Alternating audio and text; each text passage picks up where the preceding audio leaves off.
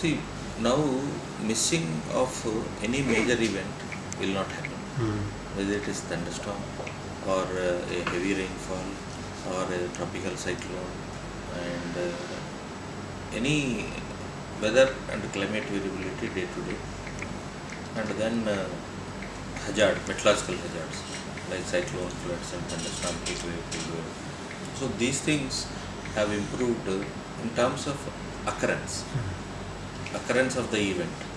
It is almost, you can say, 95 to 100%. No question of not missing anything. What is not able to be captured is the timing. See, we forecast for in a time slots of 24 hours. First 24 hours, 24 hours to 48 hours, 48 hours to 72 hours, 72 hours to 96 hours, 96 hours to 120. Like that in time slots of future 24 hours window, we forecast the quantum of rain and possible zones of rainfall spatially in our predictions. But that rain, what we have predicted, which time of the day of the 24 hours is to happen, that's where the accuracy changes. But in terms of occurrence, no issue at all. The time is important for thunderstorms. Why? Because it is a thunderstorm is a short duration phenomenon, 2 to 6 hours maximum. It's a life cycle itself, and it will move from one region to another region depending upon the prevailing wind. And that rain is accounted for our 24-hour rainfall of a particular region. So the timing of its occurrence in terms of extreme events is the issue where we have to work. Recent one we have seen, we anticipated sometime in the afternoon, late afternoon, between 4 and 8, but it had happened after 6:37, started happening and continued up to 11 o'clock or so, right from East Rajasthan, Punjab, Haryana, north of Delhi, it has moved to western UP districts. So event has happened within that 24-hour slot, but the timing of the event becomes critical in terms of extreme weather phenomena. But in terms of general weather, without having damaging winds or thunder or lightning, so there is no issue whenever it happens. But the same time criticality is not there for agriculture. Rain can happen in any time of the 24 hours. Similarly for water resources, having the incidence of a rainfall event is more important than its timing for water resources or application. For cyclone, timing of a landfall becomes very important. So like that, depending upon the user, the usability and representativeness of the forecast depend. What we have been doing so far is, advisory is a common advisory, district scale, covering irrigated crops and as well as the rain-fed crops. So this year onwards, we will be bringing a distinction in the advisory for rain-fed and irrigated crops. Why that distinction is needed means, initial rain starts with the onset of monsoon over the particular district. That onset of monsoon is not same in all districts. So the sowing rains, incidence of sowing rains in different districts is different. So accordingly, for the same crop, depending upon the starting of sowing rains, crop calendar differs from district to district. The duration of same 90 days, 100 days differs. The starting is different. So in a crop calendar, what will be there from sowing to harvest? There will be several phenological cycles. Germination, afterwards third week or fourth week it needs a mandatory rain, and then 7th week some mandatory rain. Each crop calendar is there for different crops. So based on the crop calendar, we will cater the mandatory rain expectation of the crop in a particular week across the districts of India. so that it becomes a dynamic crop calendar.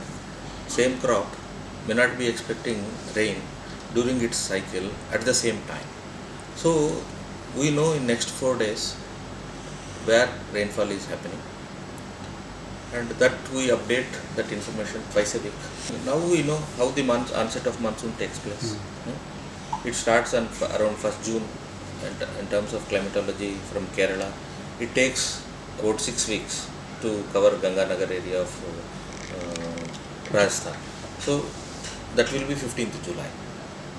So monsoon takes 45 days to cover from Kerala to that place, west of Rajasthan, to cover the entire country. So that's why, depending upon the progress of monsoon progression, the sowing will change. So although the same rain-fed crops are sown, like cereals, oil seeds, pulses in different parts of the country, but sowing dates would be different. So accordingly, crop calendar would be different. So what we are working with the state governments and with our agromet advisory units, which we have established, 130 of them are there currently functional. They prepare for all 640 districts of the country now the district level crop advisories, where distinction of rain-fed agriculture and irrigated agriculture would start by linking a dynamically crop calendar with the advisory. So with that, what we have got now, acreage of different crops at the village level integrated to district level, what are the crops and what is the acreage of those particular rain-fed crops in different districts based on the information of last year. So depending upon this year, marginally acreage would change, but spectrum of crops will remain more or less same in the district. So for those crops, depending upon the incidence of initial rain, so crop calendar will be fixed for that district. Every day we forecast for next 10 days, but for agriculture we use twice a week, next 4 days. One is on Tuesday, another one is on Friday. Tuesday for next 4 days, Friday for next 4 days. And in between, during the weekend, we make it National Agro Advisory Bulletin, that is for 2 weeks. So how many days it is correct actually? Most of the days, onset of monsoon or rainfall, about 80% of the district level rain will come. 80%. Forecast directly to farming community will go as a part of our advisory. First, next 4 days, what is the current weather now, and how next 4 days in that district weather is going to be.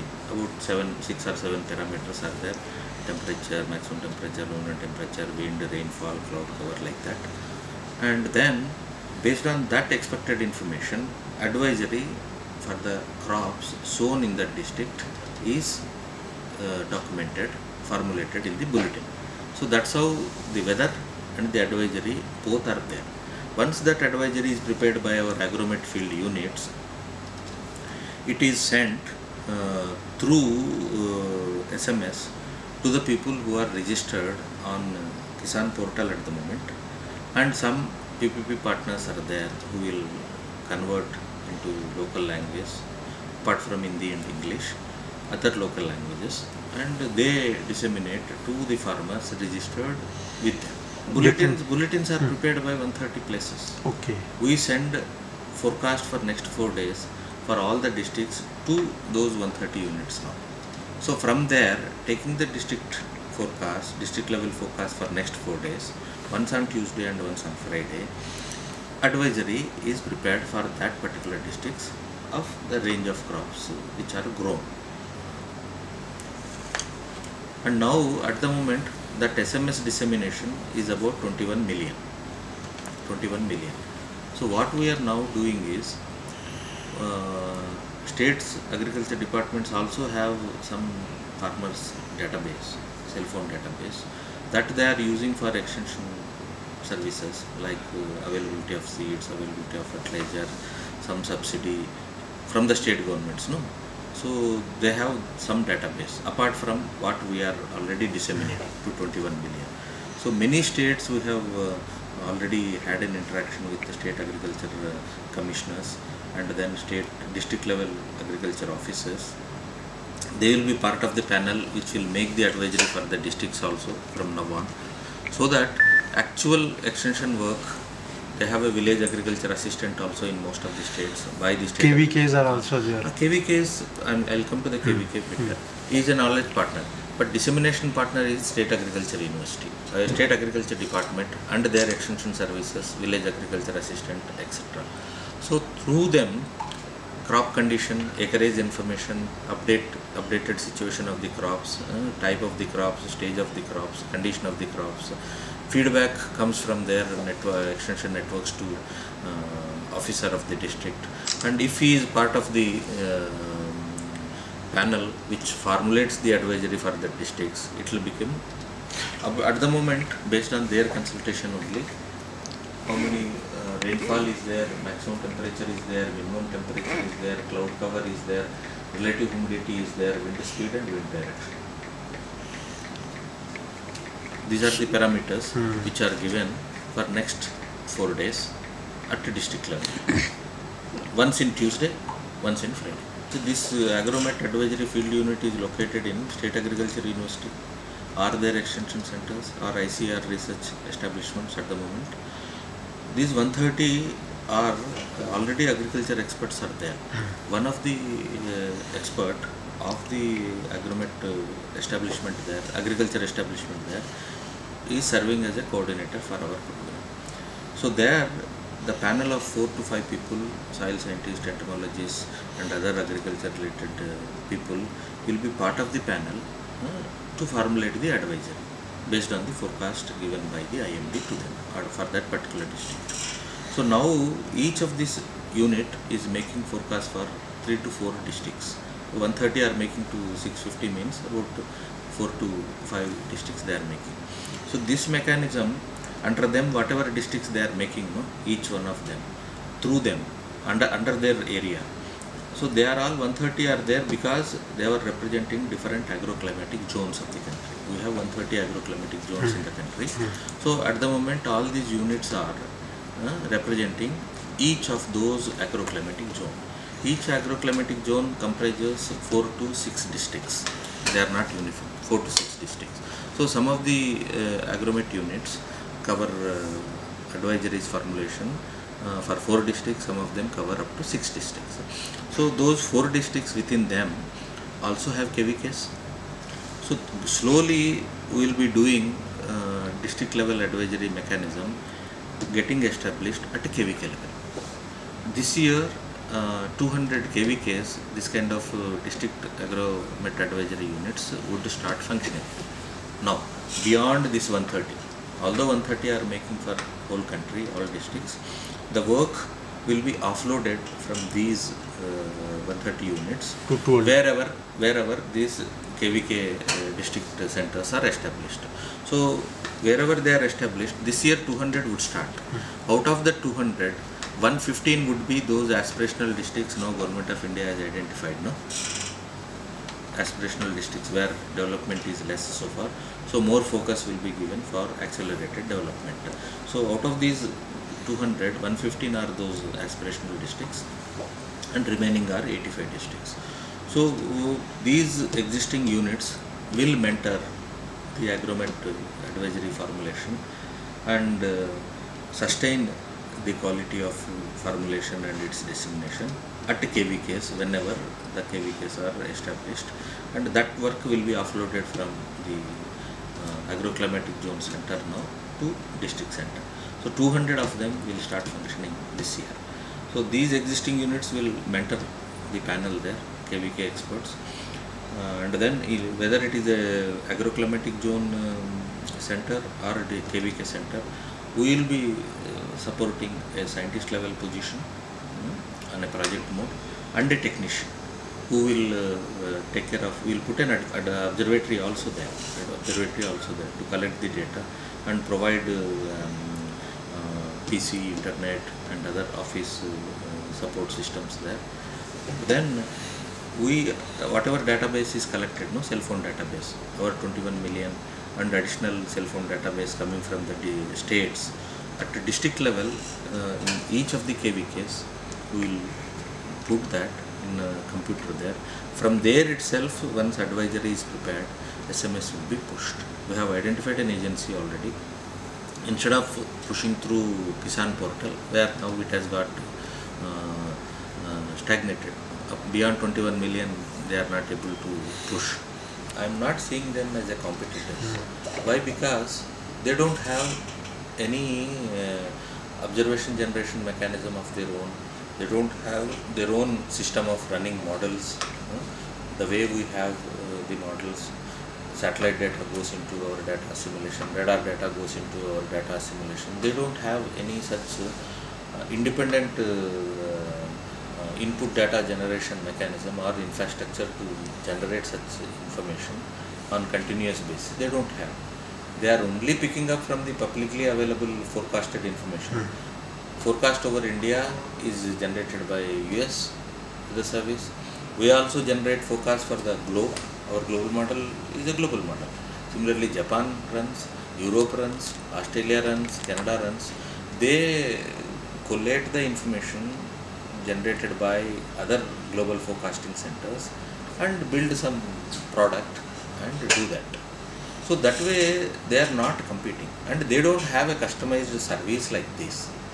They are not funding any district level agro advisory unit, agriculture related service application they don't have, water resources related service application they don't have, aviation related service application they don't have. They are only there to perhaps create a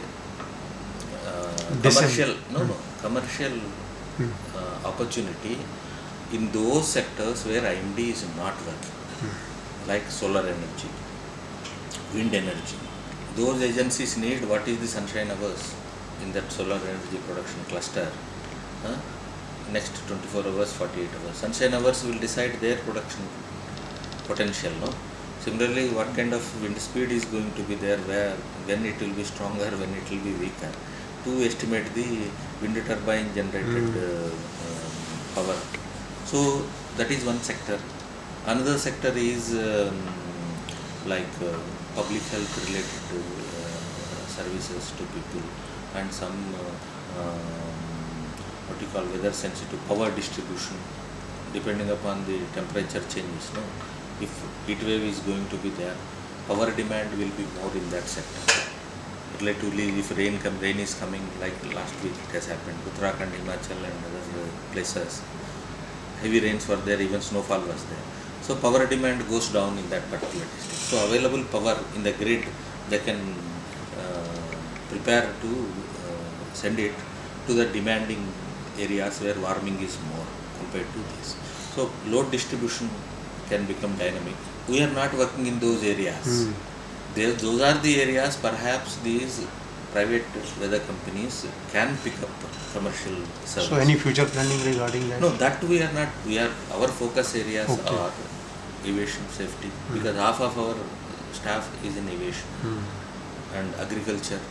It's a shared mandate between Ministry of Agriculture and ours, and water resources. We run flood meteorological offices and provide the rainfall information and rainfall forecast in different sub-basins of India, and that information is used for flood forecasting by Central Water Commission. These three are the main mandates, and we serve to oceanic community through our INCOIS, Indian National Center for Ocean Information Services. Ocean state forecasting comes from them on the ocean, and atmospheric conditions over the ocean is generated by us.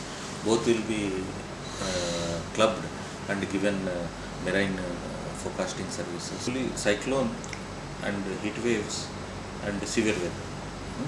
All the three, we have a direct warning dissemination mechanism exclusive to different groups of disaster responders at central level, state level and district levels also for cyclone. Our weather bulletins are prepared like this. Daily from Delhi for all over India, covering all over India, 4 forecast bulletins are issued. Daily? Daily. Whatever may be the weather. whether is there or not there. 4 updates. And then our state centers will issue one in the afternoon, one in the night for that particular state, And beyond that, whenever severe weather takes place, additional bulletins are issued when thunderstorm is developing or heavy rainfall event is developing. Although we mention it in the regular bulletins, special messages are given, press releases are given for the people to get alerted and prepared to take some response actions. And then for agriculture, it is a structured one. Bulletins, district level bulletins are made twice a week, once in Tuesday, once in Friday. And for all India level, once in a week bulletin for next 2 weeks outlook for agriculture is also prepared by IMD and the Central Research Institute for Dry Land Agriculture in Hyderabad. So it is a joint effort of ICMR, ICAR for agriculture and for Central Water Commission daily for all about 240 sub-basins, observed rainfall and predicted rainfall for next 3 days is provided to them. Using that, they estimate the runoff into various river channels and then flooding wherever it is happening. So they do that flood warning service based on the rainfall and the predicted rainfall, observed rainfall and predicted rainfall information. These are the 5 major areas. Different kinds of bulletins are issued. Similarly, on marine, twice bulletins are issued, marine forecasting, where ocean state information and the atmospheric above the ocean is also blended, and then marine warnings are. Climate variability and change both are there. Main significance is the warming along with different parts of the globe. India also experienced warming of about 0.85 degree so far from 1901 to present. Although it is lesser from the global context, global temperature is 1.04 degree warming now, but India is 0.85. But that doesn't give us any complacency because our baseline itself is very high. Other countries it is 20 degrees, 25 degrees is the baseline, whereas ours is 35 degree minimum. So even 0.85, about 35, 37 is very high. We do the verification. That's how we say 80% of the agreement advisories, rainfall information is there, and the probability of detecting a severe weather is almost 100%. Detection is 100%, but timing of that has to be worked on to time. See, mobile apps, they only serve the forecasted information. Okay. What they give next 10 days, if anybody asks for a particularly, suppose ask for weather in Hyderabad, next 10 days how it is going to be. AccuWeather gives, Weather Underground gives, there are 20 websites. They pick up forecast from other domains and prepare an infographics and provide an information to them. But whereas when our app becomes available, so much of information is available: monsoon information, rainfall information, severe weather information, and agriculture information, water resources information, aviation information. All that information is required, and tourism, natural tourism is also tourism information. All that information need not be required by everybody all the time. So the content and frequency at which the content will be updated. So we are working on maximum content generation to become available on the web interface first, and then we will build an app. Once full content is there, dynamic content is there, we can build an app and allow the people whatever information they want to pull from our web, they can pull. So we are working on the content preparation now to provide as dynamic information as possible to various variety of users, so that app will serve them. We will come out with an app so that whatever information they need, that much only will be pulled. And yeah, there are so many, even bloggers are there. There are so many agencies taking this message and augmenting the current information and blending their knowledge also, and spreading for betterment of farmers. All these things are there, but that should be need based, because Kharif season, one Marathwada requirement could be different than Telangana requirement, and depending upon the crisis on a particular variety of crops like cotton, it gets infected. Similarly, sometimes sugarcane gets infected, some other crop gets infected because of pests and other incidences. So those things, as and when some incidents takes place in any part of the country, so that thematic focus blended with changing weather conditions and the actual scenario, so that kind of dynamical content is given, will be more useful guiding to the farmers, and at the same time general awareness also should be spread. So every crop has a resilience.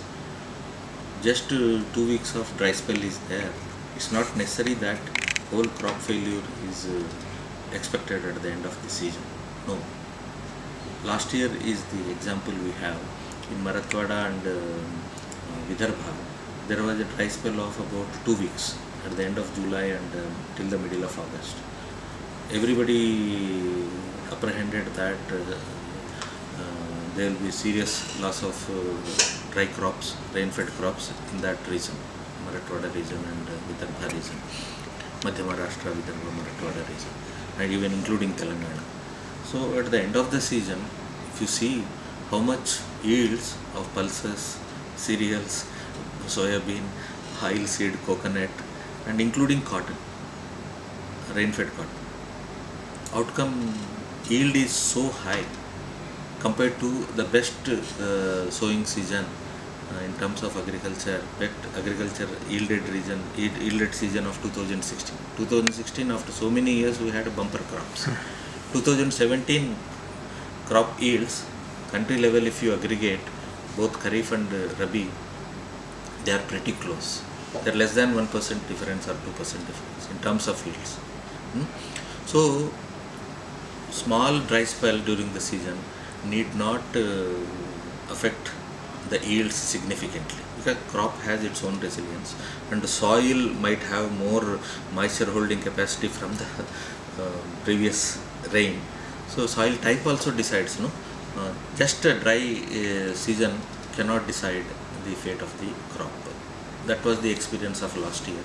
So that kind of awareness spreading will become very useful, because all TV channels and everybody started showing concern.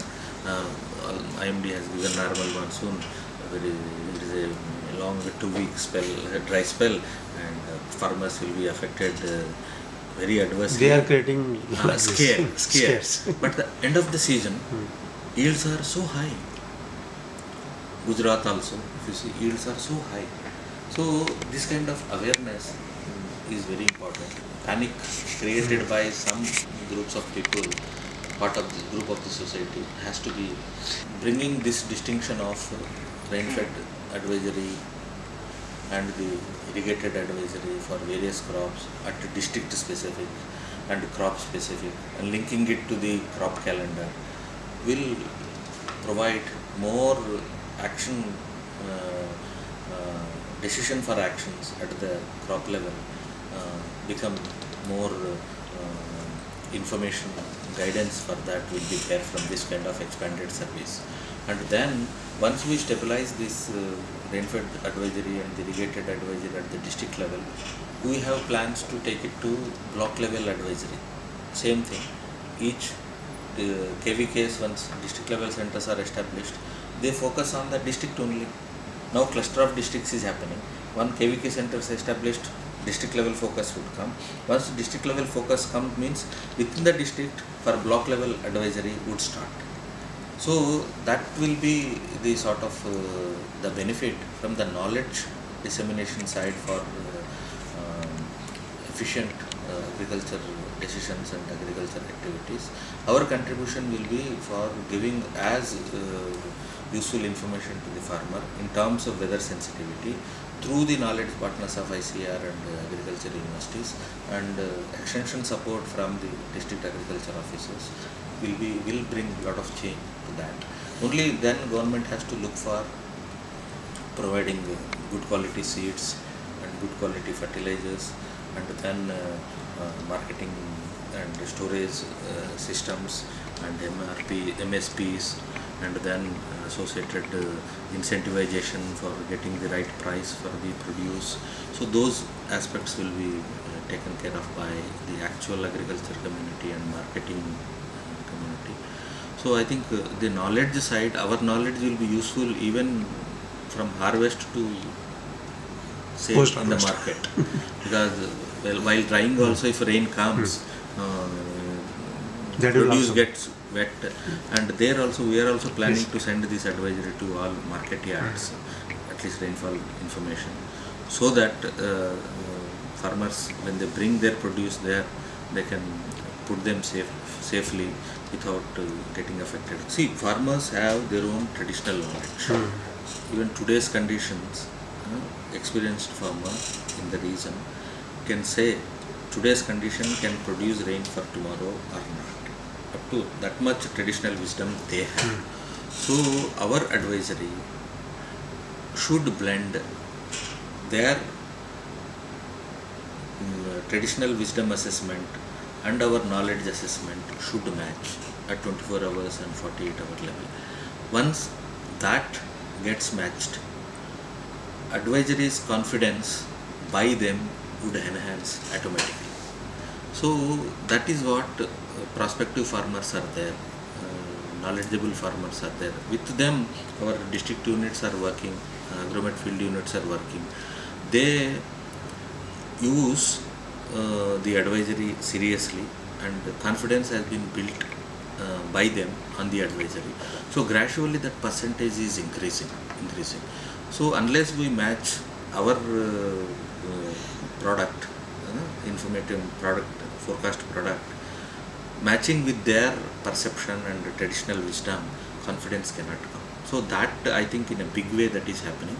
So there was a survey by National Council for Applied Economic Research. We got it, independent survey done by them. So it was done once in 2010. So at that time, only 25% of the farmers of India were, according to them, were receiving these advisories, and then assessed contribution in terms of crores to the GDP by using this advisory. They have assessed at about 24,000 crores to the annual GDP, then in 2010. Now when we got it done in 2015, that assessment, when covering major four crops of India, across the India, estimated to be about 48,000, almost double. GDP contribution of this advisory surveys has been estimated at 48,000, and they have even projected when this advisory covers 22 major crops of India, it has a potential to take the contribution to GDP to 3,50,000 crores. So seeing that assessment only, we have got funding from the government, and this service is named as Gramin Krishi Mausam Seva, and we are establishing district level Krishi Vignan Kendra units and take this service to block level subsequently. Once you bring a distinction between rain-fed agriculture advisory and irrigated agriculture advisory and take it to block level, try to cover all crops of the district and bring the extension knowledge of the state agriculture department, district level agriculture officers and their downward machinery to get the actual information from the ground and prepare the advisory as representative as possible. And these are some of the steps through which government has also got confidence into our service. That's how this kind of KVK support, establishment support has come. All this KVK also we will be giving one scientist, one technical assistant, and a office establishment, and an observatory. So these things will be provided. In 2 years' time, we want to cover. By this mechanism, now it is about 21 million farmers are receiving SMSs. Very soon, with additional SMS database we got from the states, that will go up to 5 million, 5 crore, definitely 50 million. And then within 2 years' time, with state district agriculture machinery and their support, to get each household's, farmer household's cell phone number, and to push our advisory directly to 94 million farmers in 2 years' time. This is the target with which we have. It's so nice of you, sir.